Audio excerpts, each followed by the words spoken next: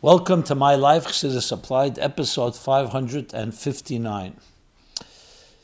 This program is in loving memory of Miriam Bas Eliyahu Altes, Aleh HaShalom, and in merit of Baruch ben Yamin ben Menucha Lana Altes, Yukasil ben Leah Rachel and Rachel Bas Liba Farkash, dedicated by Pinchas Tadris ben Miriam and Sarah Bas Rachel Altes. So we're now entering the third week of the month of Elul, the special, unique month, the last month of the Hebrew year, and the month that prepares us for the new year, Tafshin Pei Vov. And as we've been discussing in the previous weeks, the significance of this month, the month in general, both, as I said, a Chedesh HaCheshbon, a month of accounting for the past year, and a Chedesh HaAchana, a month of preparation for the new year. So it's a potent time with so many different elements. Briefly, in it radiates the Yud Gimel Midas HaRachamim, the 13 attributes of divine compassion that Hashem, that God revealed to Moshe when he was on the mountain. During this time, Moshe Rabbeinu was on the mountain, which we are recreating now, asking and beseeching God for forgiveness after the Jewish people had built the golden calf, the Egel Hazov. So the Gili of the Yud Gimel Midas HaRachamim, and that Alter Rebbe gives the famous mashal for that, Melech Basada, the king in the field, to explain why the Yud Gimel Midas HaRachamim do not turn Elul into a month of holidays. Like someone asked the question, why is the entire month of Elul not a holiday due to the revelation of the divine compassion during this month? So I discussed this actually a few weeks ago, the beginning of Elul, and to review yet again, the Alter Rebbe comes to answer that question because the whole idea of a holiday is exactly that, a gilui of Elikus. When there's an extra revelation with less filters and less concealment, that's what turns a regular day into a holiday. So why is El not a holiday? Asked the Alter Rebbe, because of the gilui of the Yud Gimel Midas HaRachamim, the 13 attributes of divine compassion. And the answer is because the gilui is in the form of Melech Basada, that before the king enters the palace, which is in Tishrei, Rosh Hashanah Yom Kippur, the king B'melech B'armene B'heichole, the king in his inner sanctum, he is traveling in the field. In the field means the mundane world, where the people are still in their work clothes and their workday mundane mode, and the king meets them there, and they meet the king, where you don't need to have all the preparations and all the introductions and all the appointments, and you can meet the king and ask him for whatever it is that you wish. So the gil of the Yud Gimel Midas HaRachamim is dafke in Yemei Choil. That's the whole chiddush. That's dafke in the weekdays. And the weekdays we have the power. Essentially, we have the power of a yontif in a weekday. So it's not a yontif because it's revealed in the mundane, in the week, in the work week, in the field. So that just tells you the power of this month. Because we could have had a situation that you have Rosh Hashanah Yom Kippur, fine, you prepare a day or two, a week before. But to have an entire month where you are in your own state of mind, you've not yet entered the Rosh Hashanah, the palace with the king. That itself is an unbelievable thing. That we have an entire month where we can access Hashem, the king himself, in a way that's on our terms, and ask for everything, and God responds with a smiling and a happy face. Sever ponim yafis, as he explains in Likutei Teirim. So we're now in the third week of this month, so when we ask what should be our focus as we begin the third week of Elul, well, the work, of course, continues. Whatever we've been doing, the Cheshbon HaNefesh continues, but like everything in Kedusha, Ma'alim B'Kedesh, we're always growing. It intensifies. As we're literally coming to the full moon of this month. Today is still Yudalet Elul, but tonight will be the 15th of the month, Kaimasira Bashlamusa. And every month when there's a full moon, the full moon represents the fullness of the month. It's also, the anniversary of the founding of Temchet Mim Lubavitch, the yeshiva in Tafresh Nun Zayin, which came right after the Frierdiker Rebbe's marriage in that year, Tafresh Nun Zayin. Tafresh Zayin is the equivalent of 1897. And So it has additional power. For that reason, was the reason that the Alter Rebbe Rashab established it in a special month, with other significant days in the Chassidish calendar.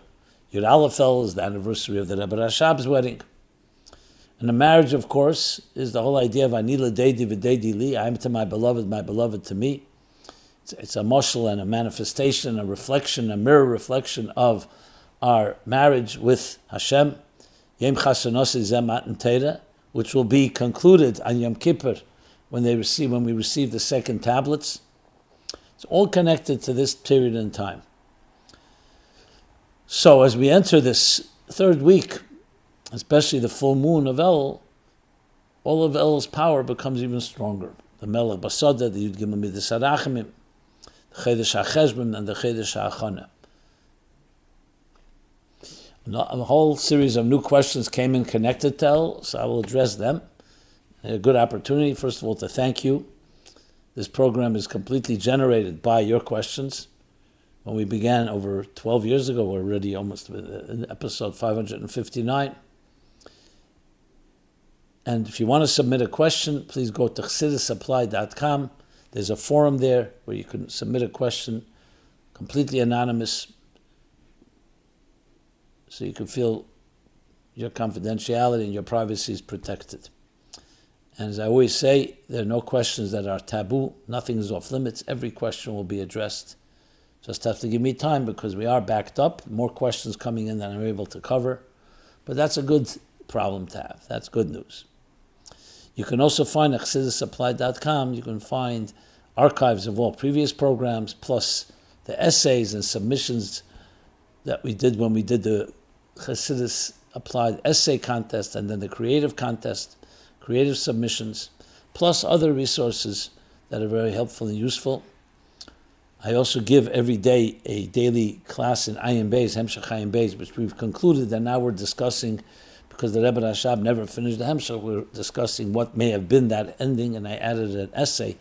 I wrote an essay in Hebrew that suggests what the ending may be based on the Rebbe Rashab's hinted and points that he made that he didn't finish and conclude, based also on the foundational material, the Maimonim of the Alter Rebbe, the Mitler Rebbe, that can help us understand that. It's all you can find at ChassidusApplied.com, plus many other resources.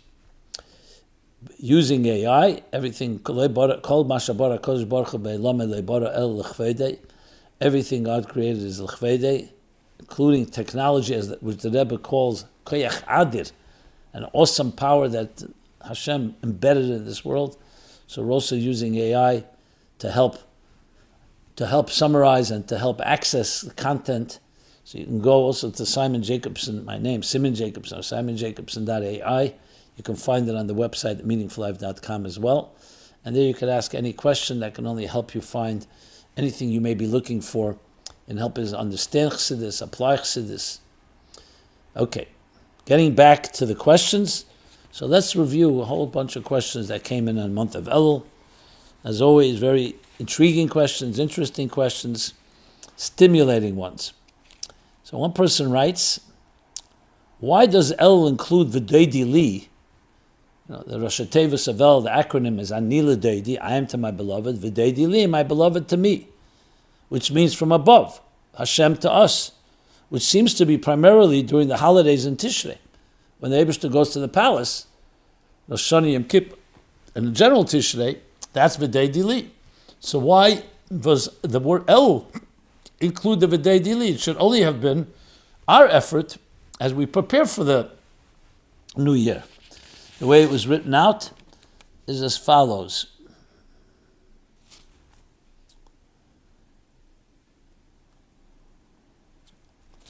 Why does the month of El have the other Rosh Tevis, Anilu Deidi V'Deidi Li, as if all the energy is contained in El when Chassidus teaches that our part of Anilu Deidi is in El, but Hashem's part of V'Deidi Li is in Rosh Hashanah Yom Kippur, which is in Tishrei.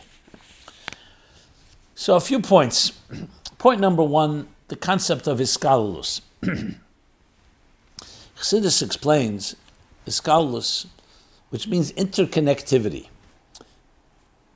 The way Hashem created the world We'll call microcosm, macrocosm, like a hologram. Everything exists within everything. So even though we talk, let's say, about Atzilus, Bria, Yetzirah, and Asiyah, but there's an Atzilus within Atzilus, there's a Bria within Atzilus, there's Yetzirah within Atzilus. The same thing, you have an Atzilus within Bria. And we see it also with the Spheres. There's Chochmah within Chochmah, Bina within Chochmah, Das within Chochmah.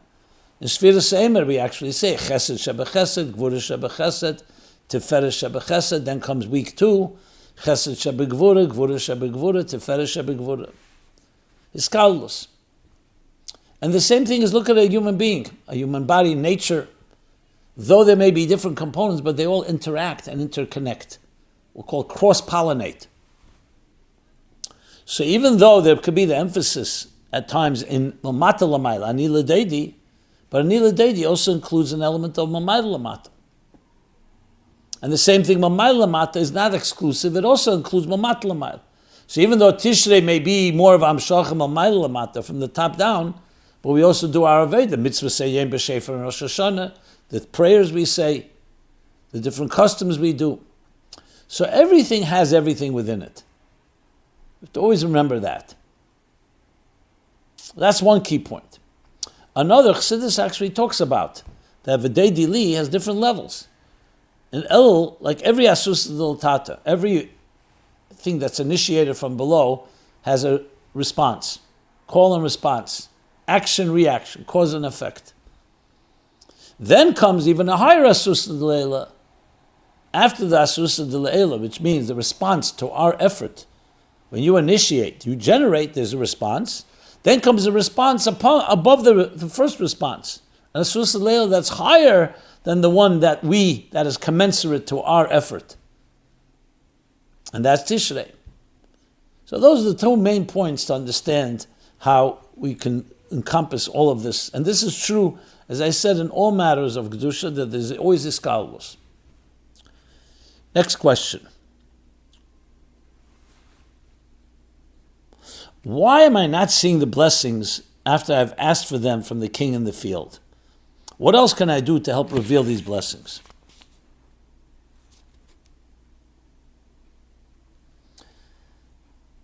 The way the person writes it in more detail. For the past years, I've tried to take advantage of talking directly to Hashem and El when he's more accessible. I've tried it in my apartment. One year I went to an actual field in Prospect Park. One year I was in the Catskills and went hiking to the top of a mountain. I've prayed, I've blown a shofar. I've read from the blue Tanya that the Rebbe gave everyone as a gift on Yutes Kislev. I've given extra tzedakah. I've imagined Hashem standing next to me and having direct conversation with me. And I always ask that the coming new year should bring me certain revealed blessings. But alas, year after year, I have not yet seen those blessings come to fruition with my physical eyes. What am I doing wrong, and what can I do differently in the remaining days of El this year to ensure I do receive the blessings I've been asking for and need? Okay, I don't know your life. I don't know what's going on in your life. I'm only hearing the question. But I'll just respond with a response that Rebbe gave to someone in a similar type of question. They said to the Rebbe, I don't see the blessings. And the Rebbe responded, look at your life. Look at the things in your life. Are there no blessings in your life? The fact that you're alive, the fact that you're healthy, you have a family and children. So even when we have challenges in life, we cannot forget that other parts of our lives where there is blessings. And don't take them for granted. So to say Hashem is not answered at all, again, I don't know your life, and God forbid this is not a judgment or critique. But I am assuming that there may be a few things that you could acknowledge are revealed blessings. So to say they're not been fulfilled, they may not have been fulfilled to the fullest that you would like, or in all the areas you would like. That's one thing to say. And it's important to appreciate. Unfortunately, most of us notice more when something's lacking than when we have it. We take it for granted. So that's one thing, and that's also part of El. To not take for granted, to appreciate what you have. The fact that you're writing this letter. Means you have the strength to do so. You have the awareness to do so. Point number 2 is we don't know how Hashem answers our tefillos. Sometimes He answers not exactly the way we may have wanted, or not the time we may have wanted. That's point number 2. Point number 3, we never give up. All our prayers are heard, are listened to, and are answered. Sometimes, as the Shalah puts it, you have to knock on more doors, you have to open more doors. Famous story with the Razah, the Rebbe Rashab. There was a Yid that went into the Rebbe Rashab, and he had issues that he needed to resolve. And he asked a bracha from the Rebbe Rashab, but Rebbe Rashab did not give him a bracha. He left the Rebbe Rashab's Yechidus, the private audience, and was crying. The Razah, Reb Zalmanan, the Rebbe Rashab's older brother, saw him crying. He says, "What are you crying?" He says, "I was just by the Rebbe, and he refused to answer my bakoshes, my requests." So the Razah went into the Rebbe Rashab and said, "You're a Rebbe. Your job is to answer and bless someone." So the Rebbe Rashab told the Razah to send this person back into the room, and then the Rebbe Rashab blessed him, and thank God the blessings were fulfilled. So the question, of course, is asked, if the Rebbe Rashab did that, why didn't he do it initially? Why did he have to wait for the person to cry and the Razah to come and request? The Rebbe Rashab saw that he needed to make more of a keli, the person who was requesting. He needed to have that broken heart.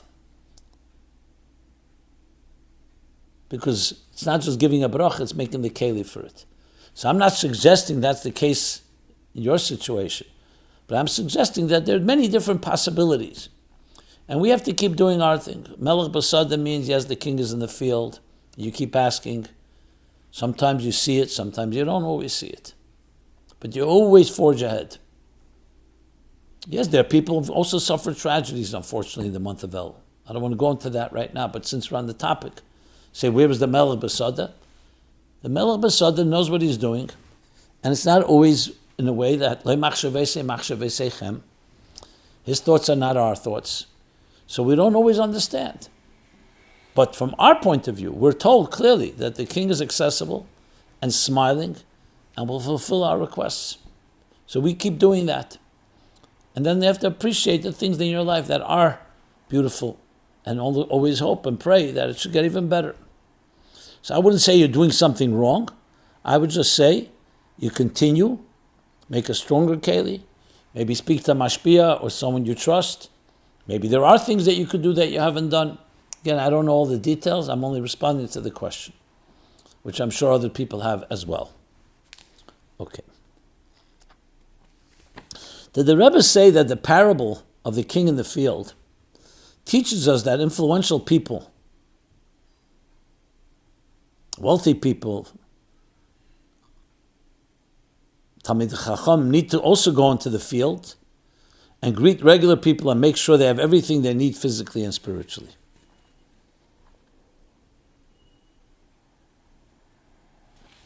I don't recall the Rebbe saying it, even though vaguely I do remember something.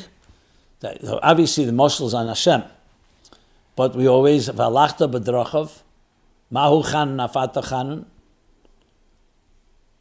Lidame selov, we try to emulate God's ways. So it makes sense that we also have to have an open heart to people. But I don't remember if there's a specific sikha. I throw this out there because some of you may be aware of something. Please share it with me. You could share it on the forum at chassidusapplied.com, and I'd be happy to share it with the public. And I like to do that because it's part of our partnership. I myself will also research and look it up, but in case someone knows something, please tell me and I'll share it. But the concept makes sense, that we emulate, and we too open our hearts and allow people to give them access and offer them any help that we can offer them, especially in the month of El. And that itself makes a keli that the Melech, meaning Melech Malchem Lochem HaKadosh Baruch Hu, the Eibishter should also behave that way with us even more than on El, than he does so regularly on El.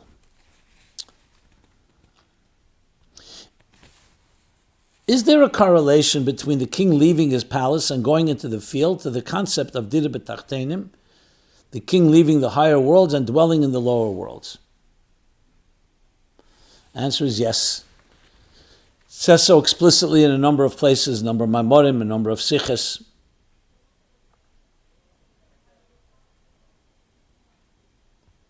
Actually, when the Rebbe explains the Moshel in detail in Likutei Sichos Chelik Daled in the Hisofis, and there's also a Sicha, very powerful Sicha, Re'ei Tov Shemem Zayin, also Mugeh, in Sefer HaSichos Tov Shemem Zayin. So there he goes into the details. What exactly is the palace? What is the field? Where was the king before he went to the field? Is he coming back to the palace? Did he go out of the palace? So it talks about that point as well. The emphasis on dira b'tachtenim, like the Alter Rebbe says in Tanya, that the kavon is not nenelim esalyenim. Hoyel lehem yirida me'er panav yizbarach. They're actually a yirida me'er panav yizbarach. The different explanations of what that means in chapter 36 in Tanya. But the kavon is dafkin is dira b'tachtenim tachten shein tachten lematim memenu. So that correlates with the field, the mundane. So Tishrei has its MyLife Giluyim, but Elul has the MyLife that it permeates our regular weekdays, our mundane, our menial labor.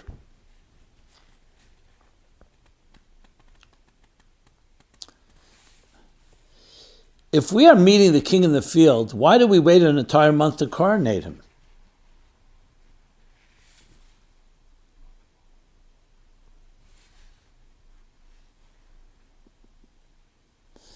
Doesn't that seem disrespectful to make him wait an extra month? Not really. If you think about it, the opposite. To coronate a king is a formal, a serious undertaking. You want to prepare for it. Everything that's valuable, you prepare for. You prepare, you're making a wedding, you make a bar mitzvah. Shleishim Yom Kedem Achav, we learn the halachas of the holiday. Because if it's valuable, you prepare. So this isn't about rushing. This is about making sure it's done properly. Halachically, you can go into the discussion, famous question, what takes precedence? Berevam Hadus Melech, to gather a lot of people, which celebrates the king's glory, because a lot of people have gathered, or Zizan Magdim Mitzvahs, or to do something quickly. It's a question about a bris, for example. You could have more people if you make the bris a little later in the morning, or do you do it vayashkim like Avram Babaker, zrizis, right away, even though not that many people will be there. But when it comes to Hachtaras HaMelech, coronating the God Hashem as king on Rosh Hashanah, yes, you take a whole month. Shleishim Yom Kedem, Achag, and you prepare properly. That's the respect. Yes, there are some things we sometimes do immediately, but in this case, the preparation, Cheshbon HaNefesh, we talked about, the accountability, and in general, the preparing, even the blowing of shofar every day, Elul, all educating us and training us that when comes Rosh Hashanah, it'll be with the biggest task, and the biggest farnem, and the biggest level, the highest caliber, because we prepared properly.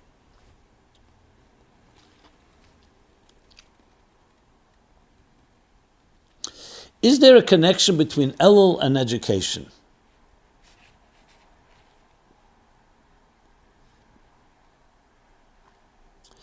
In some places, the Rebbe connects the month of Elul with chinuch, education. Is the connection he makes as simple as just as Elul prepares us for the new year, so too education prepares our children to become fine, upstanding adults and bearers of our traditions of Torah and mitzvahs, or is there a deeper connection the Rebbe is making?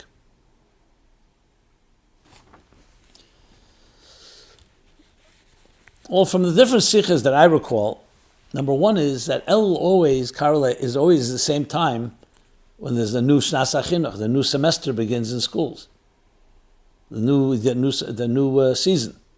It's after the summer, depending on the year exactly, but generally in Elul is when we start chinuch, a new year. But everything's ashgacha pratis. So the Rebbe explains that the chinuch that we provide our children in the month of Elul, which is also a form of chinuch, educating us and preparing us for the new year.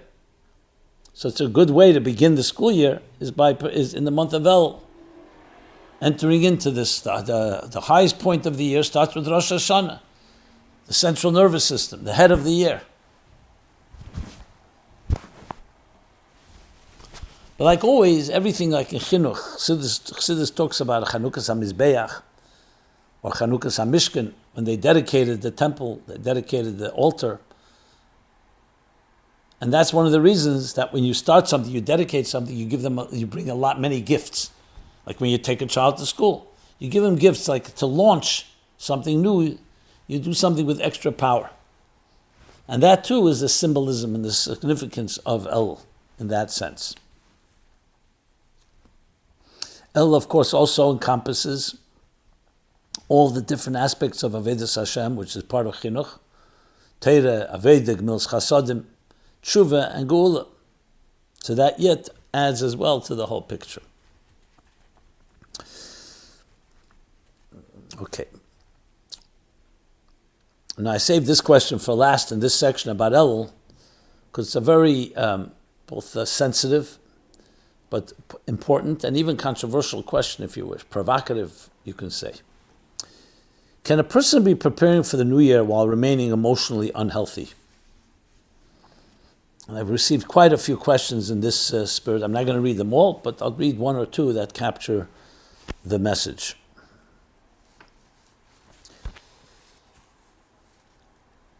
I know individuals who, when it comes Elul, they become extremely serious. The extra davening, extra tzedakah, extra tshuva. But they happen to be obnoxious people. And I don't see them changing in any way. When it comes to Bein Adam L'Chavere, and in their homes and families, I'm thinking specifically about one individual who's a relative of mine. He's just as unhealthy in Elul as he is in Av or Tammuz or Nisan or any other month of the year. So this dissonance is so disturbing, because here he's so serious. First one who davens, wakes up early every morning in Elul, and yet I see that his emotional unhealthy state, his mental health, is unchanged. He refuses to go for help. He refuses to speak to any professional, to any mashpia. So he chooses where he wants to connect to Hashem. What do you suggest? What do you think about this? So this is the classic Ganva Pumachtarta Rachmona Karya, where you have a Ganef, before he goes to steal, he davens to Hashem to succeed. I wouldn't say exactly like that, because he's not davening to Hashem to succeed in his emotional, unhealthy state, but a dissonance, a major dissonance. So, number one is, we're not here to be judging people.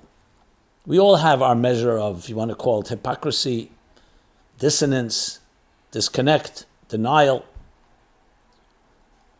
We believe that every person, every neshama wants to do what Hashem wants. The Rambam Paskins in the chapter 2 in Hilchos Gerushin, Yitzrei hu she'anse, the Yetzer Hara is compelling a person. But be'etzem, every Jew wants to do Torah mitzvahs and not do any Aveda, be connected to Hashem, like the Alter Rebbe says, Nishta Ayid, Nishta Vil, Nishta Ken Zayin Abgerissen von Elikos. A Jew not he wants, or not he can be separated from godliness, torn away from godliness. However, there's the Yetzer Hara that blocks. Now we're still accountable. That's the whole point. It's not an excuse. Just because it says, Ein Odam Ever Aveda Elam Kem Nichnas Beiruach Shtus, a person doesn't do a sin unless he has a moment of insanity, a moment of folly, a moment of dissonance. That's not an excuse. He can claim insanity.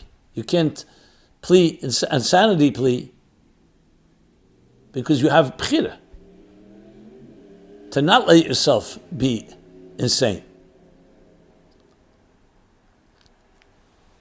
So this is unfortunately a real phenomenon. The problem is much worse because some people justify it even. Everyone does that. We're doing tshuva, saying slichas when the time of slichas comes. The Sfardim say it all month. Blowing shofar, introspection.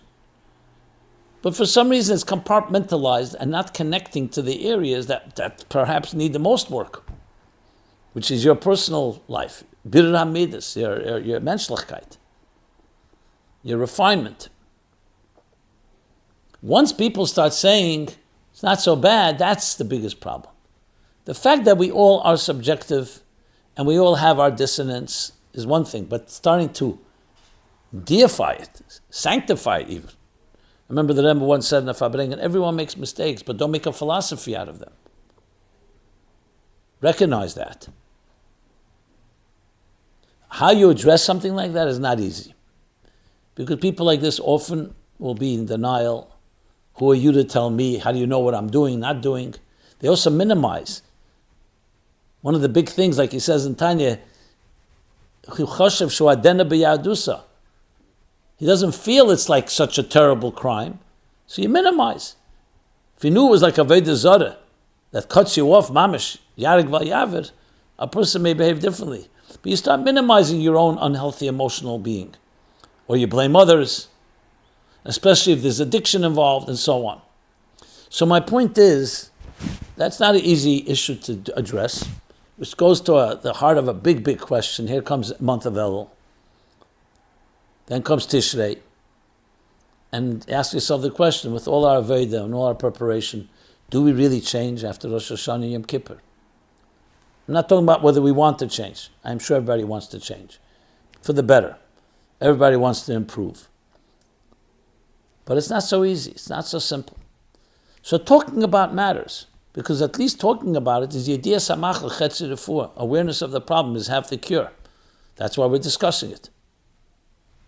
So I don't have a quick answer to this one. I do know, however, it's something that should be addressed. And I see it too, and frankly, it's always bothered me, even as a young child, where you see a certain frumkeit in some areas and other areas, as if like pogav naga. It's like two different people.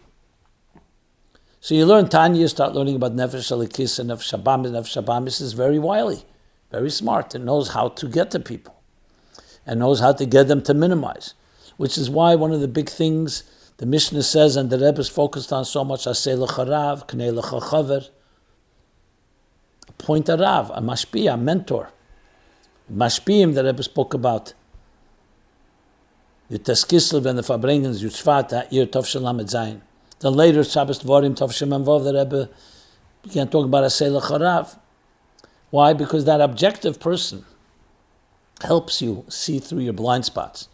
But you have to subject yourself to that. That's part of also the problem. We don't answer to anyone. Accountability. So all this is actually supposed to be the Cheshbon Nefesh Elul. Maybe that should be the first question you have to ask yourself. Who am I accountable to? How do I know I'm not minimizing something I should be looking at? There's a famous story of Rabbi Nissan Nemenov, great mashpia in Brinois, before that in Russia. So he was criticized by some that he wasn't mukusher enough to the Rebbe. He came from the Frierdiker Rebbe's generation. And people accused him of different things. Not, trust me, basically not enough iskashers to the Rebbe's dira shvi approach, the seventh generation. So a story is told that he was by the Rebbe in Yechidus, and he writes to the Rebbe and tells the Rebbe, he asked the Rebbe for a tikkun for the things that he needs a tikkun for, which he enumerated. And then he says he wants a tikkun from the Rebbe on the Rahan Nelim that he has. The evil, the negative that is concealed within him, he's not aware of. He says people are criticizing him for certain things. And as much as he makes a cheshbon nefer by Krish Mishal Amita, and other times, he can't find it within himself. So they have to say that it's so embedded in him, and he's so blind that he can't see it. He didn't say it's not true, or maybe they're wrong. So the way I heard the story was that Rebbe once called him a masked after the Yechidus, and told him, he said, Dosa Chosid. Because the easiest thing to say is, I don't know what's in me. Maybe they're exaggerating, maybe they're making it up. No. Since they're saying it, means there's something in me that I don't recognize.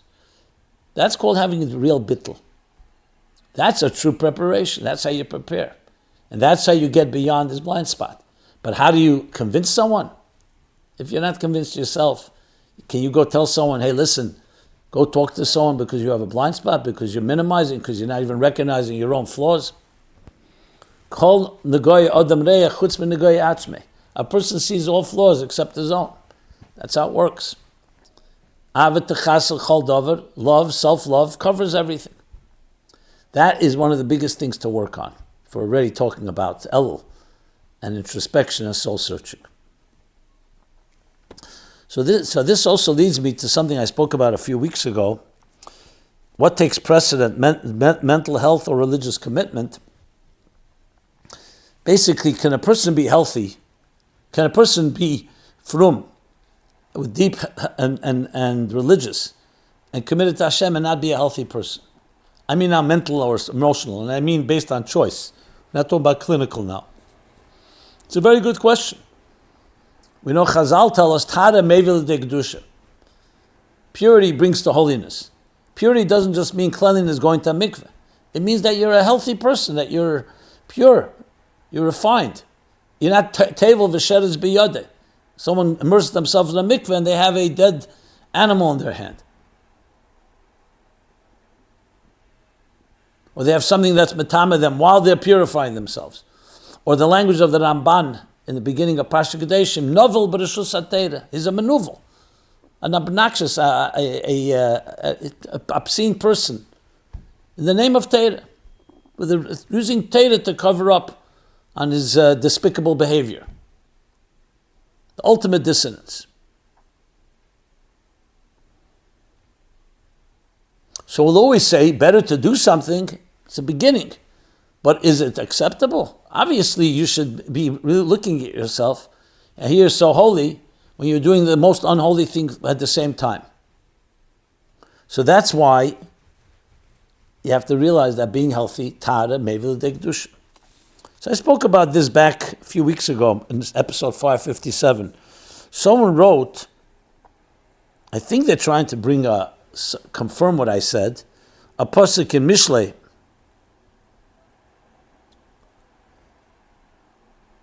the tzaref lekesef v'kur lezav v'ish lefi ma'alalei. I'll translate. The pasuk says, a refiner is for silver and a furnace is for gold. They refine the silver and gold, and a man is according to his praise, which means that based on how he's mahal Hashem,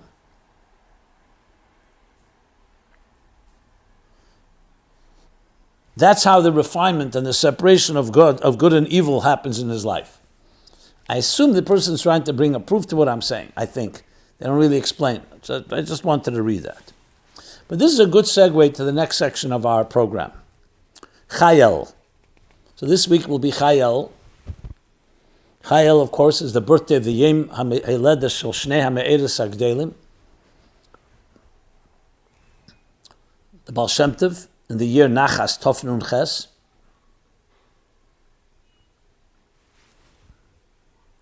which is the year 1698, and the Alter Rebbe in the year Kohos Tov Kuf Hei, which is the year 1705. Tov Kuf Hei,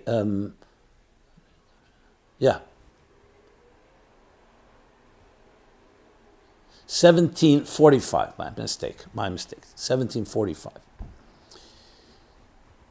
The Baal Shem Tov and the Alter Rebbe, the founder of Chassidus Applied and the founder of Chassidus Chabad. They were both born on a Wednesday, so the expression from the Rabbeim is Yom Shenitla HaMe'eres, the day when the two great luminaries were placed in heaven, the Baal Shem Tov and the Alter Rebbe. What is the significance of this day? So firstly, by recognizing what they brought to the world, the Gilui of Chassidus, Pnimis HaTeirah, in a way that's accessible to all, like it says, the Baal Shem Tov taught that every Yid can serve Hashem, not just a Talmid Chacham and not just someone with particular qualities. In a way like Melech B'Sadeh, that everyone can access the Melech. And the Alter Rebbe taught how everyone can access. Frierdiker Rebbe brings in one place that the Baal Shem Tov gave us a ladder, and the Alter Rebbe taught us how to climb the ladder to connect to Hashem. I believe that's the way the expression goes.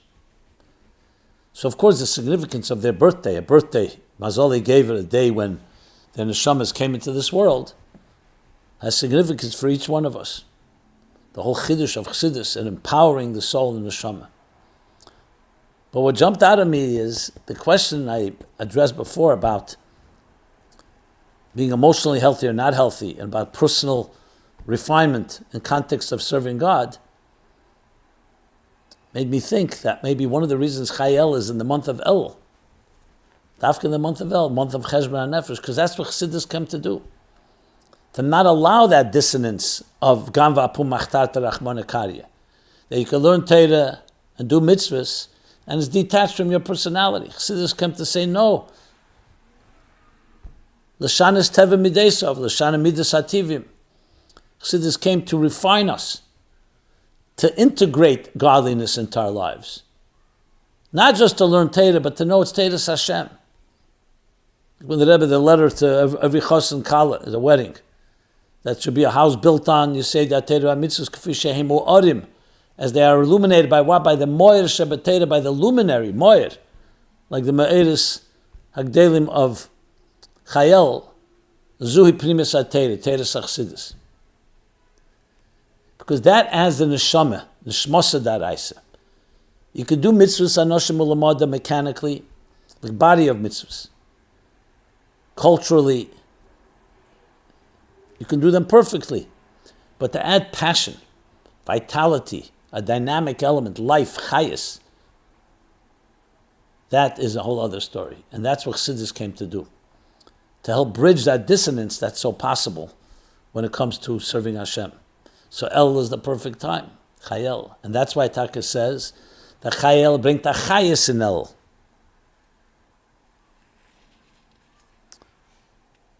As someone asked, how does Chai Elul infuse more life into Elul to help us get ready for the new year?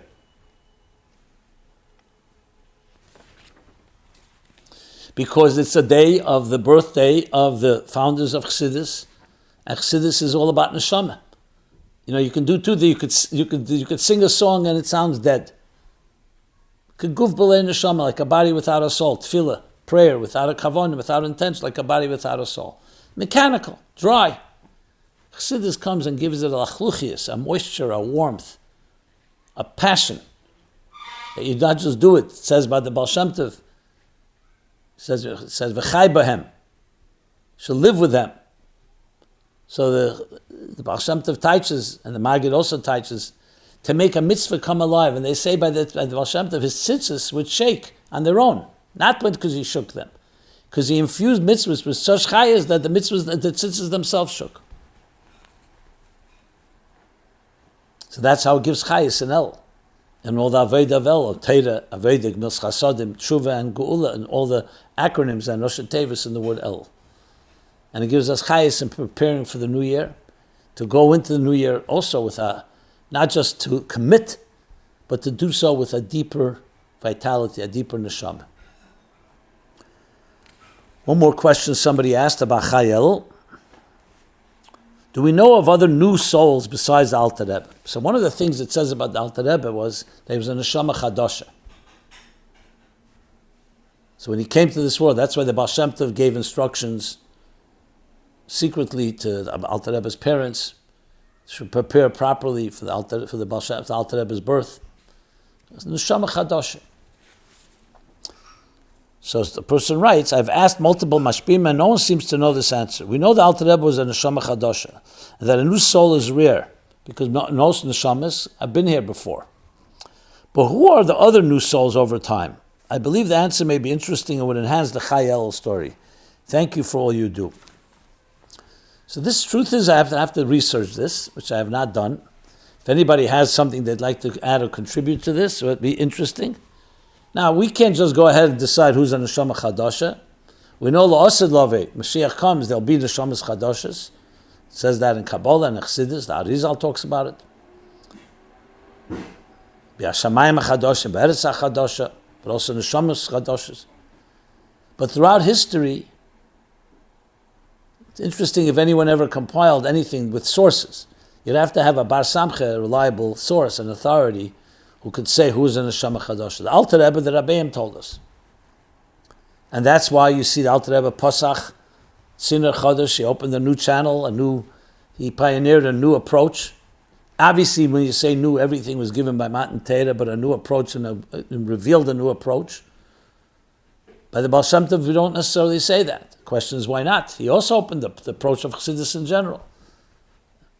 Would we say the Baal Shem Tov is a Neshama Chadasha? So I'll leave this question for, let's use it as a partner. Let's partner in researching this. If anyone has any information on this, please share it, and I'll share it in the following programs. Okay. Being that this week is also Parsha Kisaveh, so let's talk about Kisaveh, a few things of Kisaveh.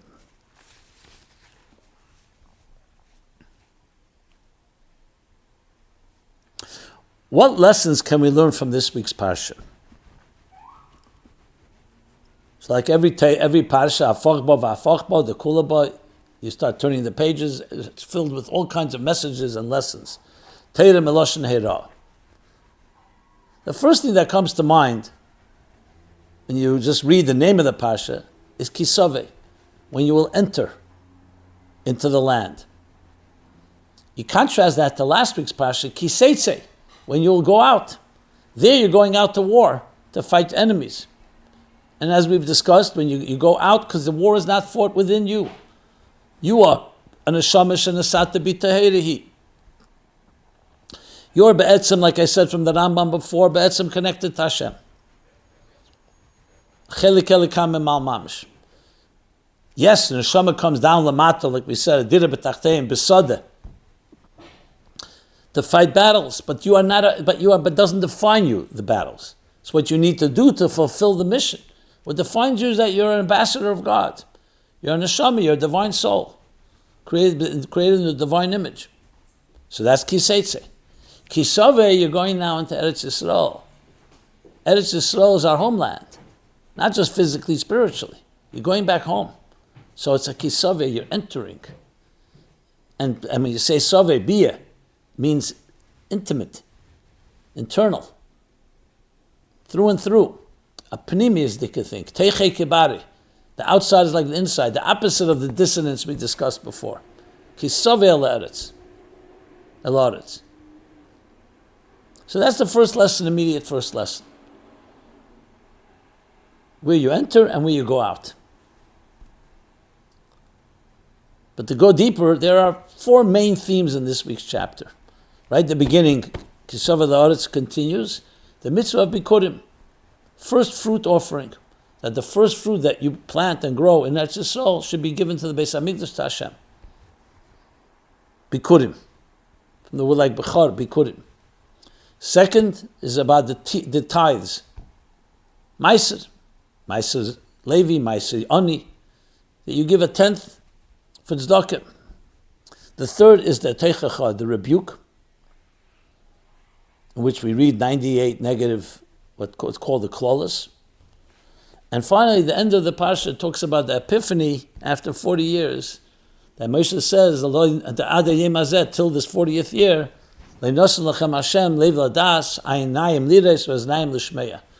God did not give you a heart to understand, eyes to see, and ears to hear. They came to a new level of appreciation of what happened 40 years earlier when they left Mitzrayim. So briefly, a lesson from each one of these 4 things. Regarding Bikurim, the Moed Ani that we say in the morning. The first breaths, when you wake up, fresh, new, you give to Hashem. Moed Ani lefanechem elachai v'kayim shachzate b'nishmosi l'b'chem l'rabba munasech. Always we give first. That's a b'char among human beings. Pidyon haben. It's a b'cher behema. Petach hamer. And so on. And there's a b'cher in the world of Semeach. So both in the world of Medaber and Chai and Semeach, Bikurim, you're giving from the first, from the best. Like the Rambam brings in the end of Hilchas Me'ila, is it? Or Hilchas, not sure, Hilchas Tmura maybe. That in Yiddishkeit, you always, in Torah, you always bring the best. That was what Cain did not do and Hevel did do. You bring the best to Hashem. It demonstrates that you appreciate what's Ikar and what's a Tafel. You don't take the best for yourself, you give it to Hashem. And then the rest goes to you. It's a lesson in life in general. First thing you say, thank you, gratitude to Hashem. In every given situation. Appreciating that you're not a self-made person. Appreciating that the gifts that were blessed to you, gratitude. So even though we don't have the mitzvah of Bikurim today, at least Api Daraisa, different opinions on the matter, nevertheless, the concept for sure, spiritually and psychologically, applies. Regarding tithing, again, the beautiful mitzvah of Meiser. Here's Meiser Levi, there's also Meiser Oni. It's a similar idea. You make money. Alter Rebbe says it's Chai Elul in chapter 37 in Tanya. But you recognize, as much as it reflects all your effort and your energy and your time and your ingenuity, but you always recognize that not it's not my own power, my own intelligence that has given me this success. Tzedakah is the ultimate bittul, and the hardest one, because it's Chai Nafshi, it's money. Money symbolizes, like he says there in chapter 37 in Tanya, the whole Nefesh Habamis, not just one part of you. Because it reflects everything that you invested. It's your soul energy. But you give part of it to tzedakah. The Teichacha, of course, the famous story, this week's Parsha, that the Mittel Rebbe, one year the Alter Rebbe used to read the Torah, it was the Bal Keira. One year the Alter Rebbe was not there, and the Mittel Rebbe was listening to the Kriya, and he fainted when he came to the Teichacha, the Rebuke. And they revived him. They said, why did you faint? He said, did you hear what was just read? They said, what do you mean? Last year was also read. He says, when the Tata lane, terech nar brachas. When Father reads, I only hear blessings. But it's the same verses. Because the Teichacha, on external level, is negative. Like the story of the Rashbi and Rabbi Lozer. He sent his son, Rabbi Lozer, for blessings to the sages in the West. Or is it the East? And he came back and he was mortified. His father said, what happened? He says, they didn't bless me, they cursed me. And the Rebbe Rashbi asked him, what did they say? And he began to explain everything. They repeated what they said. So the Rebbe Rashbi said, no, Hani Birchaseni, they're all brachas. Hani Birchaseni, they're all blessings. So he explains the Gemara Moed Katan. It's a Gemara Moed Katan. So the Tzemach Tzedek in his gloss in Likutei Torah and Bechukesai, which is also a chapter of this Teichacha, explains because it's Chsadim Nestarim. It's even deeper Chesed, like the Alter Rebbe explains in chapter 26 in Tanya. So the Teichacha, on one hand, yes, on the outer level, it sounds negative. And there's reasons why it's stated in those terms. But the premise of it is all brachas. And the deepest brachas that can't be expressed in a revealed way, from Alma Diskasya, from the hidden worlds. We always read the Teichacha before Rosh Hashanah, just like we read the Teichacha before Shavuos, that's B'chukesai, but never the week before Mamish. It's always a week before the week before. Bamidbar is the Parsha before Shavuos. Nitzavim is the Parsha before Rosh Hashanah. Sometimes Nitzavim Vayelach. Kisave is the Parsha before that, because it's like a preparation for the new year. But on both levels. First, obviously, for a cheshbon nefesh, that we have to, like we say, a klola really, so the question is asked, behold, I give you, nation is ma'ayin yofer nation, it's a matana. So matana of a blessing, understood bracha. What's the matana of a klola, of a curse? So the matana is not the curse, to know that it's a curse. So it's a blessing, just like someone tells you this is the path to take in life, and tells you this is the path not to take, is an equal blessing, maybe even a greater blessing. To know where not to go, not to make the mistake. So that's the Teichacha. It's coming to prepare us and, yes, warn us that if you put your hand in fire, it gets burned. But then even deeper are the deeper brachas that come out of it. And all that helps prepare us in Elul for Tishrei. And finally, the abovementioned. So someone asked the question, what does Moshe mean when he tells us it takes 40 years to truly know, see, and understand the Torah and our relationship with Hashem? I am 32 years old. Does that mean no matter how much Torah I learn, I won't really understand for another 8 years? It's two separate questions. So first of all, this is where the Gemara based on this pasuk that till 40 years, Le'nasan lechem Hashem, Lev Ladas, and Naim Lidus, and is Naim Lishmeya, that we learn Adar Boin Shinin Loikoi Inush Adaita Derab. Until 40 years, a person does not appreciate the real depth of his teacher's wisdom, intelligence, knowledge. Das Daita Derab.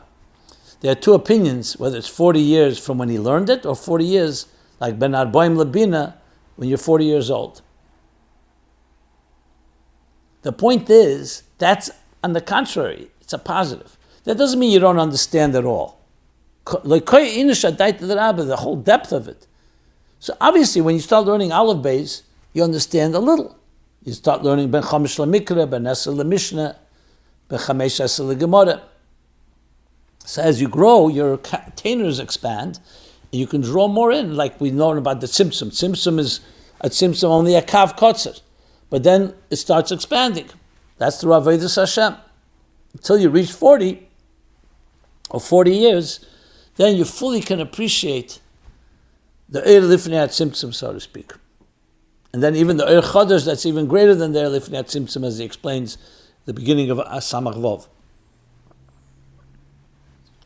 But what about the second question? Okay, that's the meaning. So when the Eden came, the 40th year, to the Evrel Yarden, before they're entering Eretz Yisrael, so Moshe is telling them, till now you have not really fully appreciated. But not everybody was born. There were people born during the time that in the 40 years. So who's Moshe speaking to? It's only to those that were there by Yetzias Mitzrayim, the Teitzei Mitzrayim. What about their children that were born after Matan Torah, or after Yetzias Mitzrayim, after Matan Torah? So the Rebbe, in a very powerful Sikha, Yud Shvat Tov Shinun, where he talks about the 40 years from Tov Shin Yud to Tov Shinun, he brings, I think it's, is it Yud Shvat Tov Shin, or is it,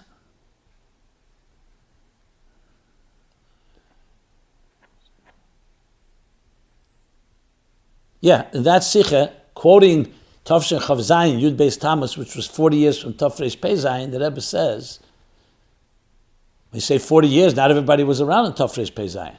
But since there are people that were there, they can share what they learned in the 40 years, even to those that were born afterwards. It's a chiddush from the Rebbe.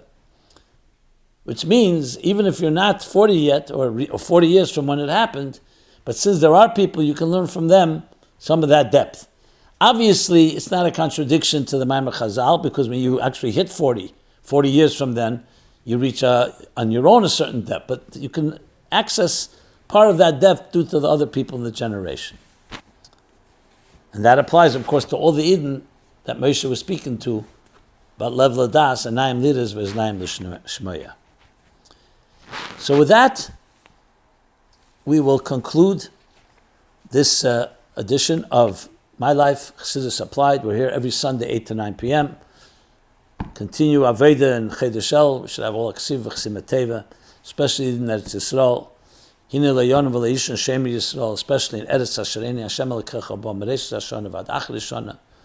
And we should only have brachas begoli. The Eibishter should protect, release all the hostages unscathed, return to their families, and from here on, we should have only Shalom al Yisrael, Shalom in the whole world, the Gula Amitis v'Ashlema. This program is brought to you by MyLife Chassidus Applied. Please help us continue our programs. Make even a small contribution at chassidusapply.com/donate.